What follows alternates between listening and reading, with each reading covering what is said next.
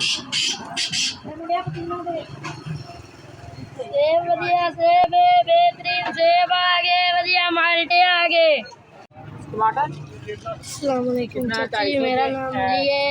ਅਸੀਂ 5 ਭੈਣ ਭਰਾਵਾਂ। ਅੱਬੂ ਮੇਰਾ ਪੁੱਜੇ ਬੰਦਾ ਕਿਸੇ ਦੇ ਤੇ ਬਿਮਾਰ ਨੇ ਤੇ ਸਾਡੇ ਘਰ ਦੇ ਹਾਲਾਤ ਨਹੀਂ ਸਹੀ। ਇੱਥੇ ਮੈਂ ਕੰਮ ਲੱਗੀ ਹਾਂ ਸਬਜ਼ੀਆਂ ਦੀ ਦੁਕਾਨ ਤੇ 8000 रुपया लेना, हालात नहीं सही है। ईद आने वाली है, मेरे लाग कपड़े को नहीं है ना मेरे भैन भरावां दे ने। अल्लाह करे मेरे भैन भरावां दे कपड़े को नहीं, अल्लाह करे साडे भी कपड़े बन जान। अल्लाह करे मेरे भैन भरावां दे कपड़े का इंतजाम हो जाए, असीं भी ईद मना लईए।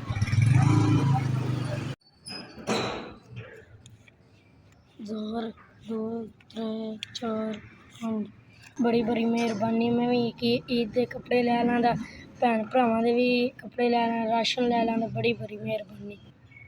तुहाडे कल्ले 5000 मेरे कोल अप्पड़ गया। मेरे भैन भरा भी दुआवां देंदे ते मैं भी दुआवां देंदा। अम्मी सुबह जांदी है कम्म करन, सारी दिहाड़ अद्धी रैंदी, रातीं औंदी। सब्जी आह्ली दुकान ते कम्म करना, 8000 रुपया लेना, नहीं गुजारा होंदा। तुहाडा घल्लेआ 5000 मेरे कोल आ गया, जींदे रवो, वसदे रवो।